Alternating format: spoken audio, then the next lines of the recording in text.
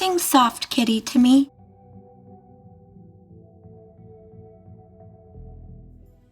Number 10. Prank Gone Wrong. Punked. Honestly, this MTV hidden camera gag by Ashton Kutcher was downright cruel. Okay, here's what's gonna happen. We're gonna do something, a celebrity's gonna get pissed, and then we're gonna laugh at them. It became famous for staging fake emergencies, celebrity scandals, or accidents to catch stars off guard, then revealing it was all a prank. But before that format, the show was originally called Harassment, and it targeted regular people. In 2002, however, one prank crossed the line. If you're telling me you can't be punked, you're begging me to do it. Producers staged a dead body in a one-room suite at Hard Rock Hotel in Las Vegas, shocking real guests who found it. To make matters worse, hotel security allegedly wouldn't let the terrified couple leave. Even after the stunt was revealed, the traumatized couple filed for a $10 million lawsuit. The episode never aired, and how it all ended remains a bit murky. Is this from the lawyers?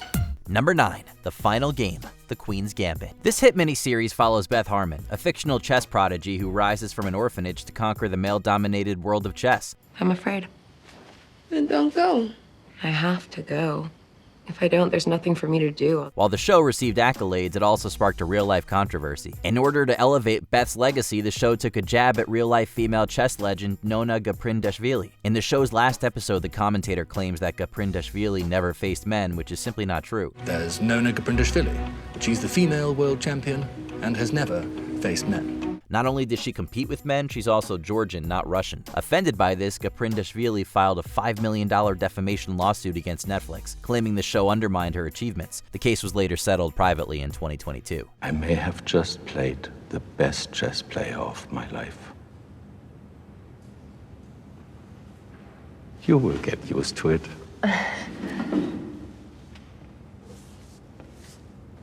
Thank you. Number 8. The Dark Path. Chilling Adventures of Sabrina. Netflix's version of Sabrina's adventures is downright dark. I'm not an evil person, Father. I'm glad to hear it. Neither am I. Neither are your aunt. Instead of the bubbly teenage magic, the show dives into witchcraft, satanic lore, and occult rituals. Back in 2018, Chilling Adventures of Sabrina landed in hot water with a real-life satanic organization, the Satanic Temple. What was the issue? The Academy was built according to the principles of sacred geometry. Each room is a perfectly proportioned pentagon that locks with the one next to it. No one knows how many pentagons there are exactly. Some say an infinite number. The show prominently features a statue of Baphomet, which the organization claimed looked eerily similar to their own copyrighted version. They also took issue with how the show portrayed the statue in a sinister and evil context, which they claimed defamed their value. So they filed a $50 million lawsuit against Netflix and Warner Brothers. The case ended up not going to trial as the parties reached a settlement, which was not disclosed to the public. Thank you, Nicholas. Really? Number 7. Soft Kitty. The Big Bang Theory. For a character as eccentric as Sheldon Cooper, it comes as no surprise that he needs a specific song to soothe him when he's sick or stressed. Soft kitty, warm kitty. Little ball of fur. Keep rubbing. Little ball of fur. Avid fans of Sheldon probably know we're talking about the Soft Kitty song. While it was popularized by Amy, Penny, Sheldon, and Mary, the lyrics are actually based off of the poem Warm Kitty by Edith Newland. These lyrics had been published decades earlier in a school songbook. That's nice. Now in German. However, in 2015, Newland's daughters sued the creators of the show and CBS for using it without permission. Unfortunately, the case was dismissed since Newland's children couldn't prove they had valid copyright of their mother's content. Soft kitty, warm kitty, little ball of fur. Number 6. Nude Backside. NYPD Blue. Back in the 90s, network TV had stricter standards around adult content. You gotta know this is a big step, Martinez. Yeah, I mean... But shows like NYPD Blue broke the rules by airing scenes with strong language and even nudity on a major network. Naturally, it stirred a lot of controversy. One scene in particular pushed the boundaries even further. It's probably an unforgettable one for those who have seen it. Is everything all right? Yeah, I'm just checking to see if there's any long-term effects to walking in and seeing me naked this morning. No. Yes. It shows a woman's bare backside as she prepares to shower. After viewers complained, the Federal Communications Commission got involved and fined ABC $1.4 million.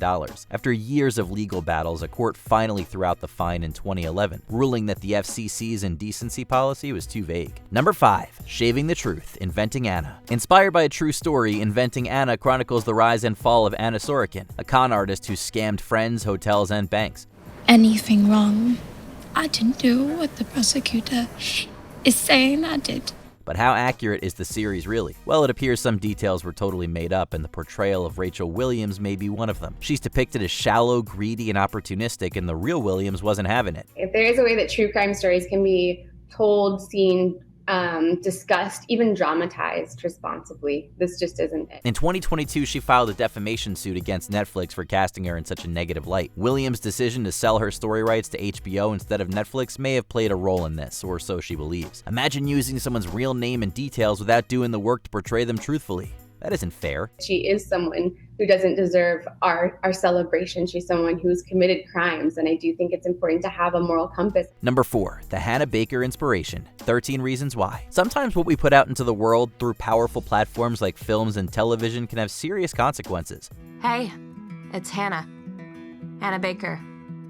There's not a simple explanation for the things that I feel. That's right. Gonna adjust your whatever device you're hearing this on. There's no one word to tell you why I do the things that It's me, live and in stereo. The depiction of Hannah Baker taking her own life on this show is one prominent example. While the show opened up discussions about mental health, it soon became a magnet for controversy. In 2017, a young girl took her own life after watching the show, and she wasn't the only one. And for a minute, just a minute, I felt like maybe I could beat this. The bereaved father filed a class action lawsuit against Netflix the following year. However, the judge later ruled in favor of Netflix. Still, this is a powerful reminder that content doesn't only entertain, sometimes it influences actions and thoughts. Well, how are you a problem to them? I don't know. Number 3, framing a killer, making a murderer. We all know documentaries don't always present the full truth, even if they claim to be a true story. Just a little bit more waiting.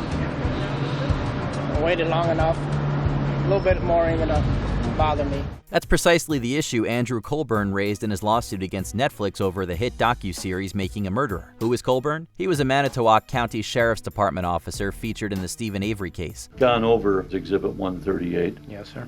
According to him, the docuseries made it look like he was involved in framing Avery, so Colburn filed a lawsuit against Netflix for omitting key facts and portraying him in a dishonest manner. However, the court dismissed the case, saying that although the show took a clear narrative stance, it didn't amount to defamation. The truth is, the entire case is a tricky one. That's a significant event. Right, that's what stood out in my mind. Number 2, negative portrayal, When They See Us. This powerful Netflix series tells the true story of the Central Park Five, a group of boys who were wrongfully convicted. What were you doing in the park last night?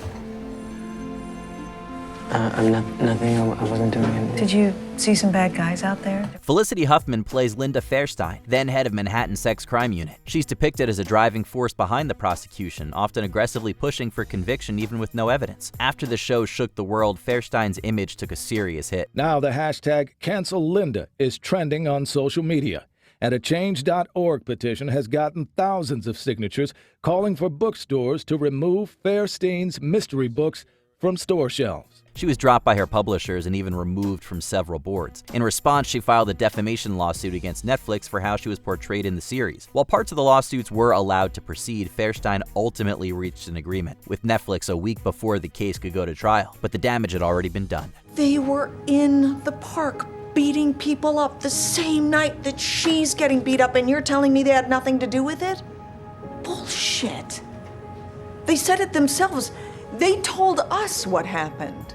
Number 1, The Mistress, The Jerry Springer Show. Messy doesn't even begin to describe this 90s trash TV show. It thrived on shock value, surprise reveals, and all-out brawls. Sometimes the drama spilled into real life with tragic consequences. In 2000, Nancy Campbell Panitz appeared on an episode titled Secret Mistresses Confronted, alongside her ex-husband Ralph Panitz and his girlfriend Eleanor. Nancy had been allegedly misled by the producers into thinking she was there for reconciliation, only for her to be humiliated. But the worst came after. Hours after the episode aired, Nancy was found dead and Ralph would be convicted of her murder. Nancy's sons filed a civil lawsuit against the show, claiming it created a volatile environment that led to her death. The case was eventually dropped without a financial settlement. What other TV scenes have led to huge lawsuits? Let us know in the comments. What did these animals do between here and here?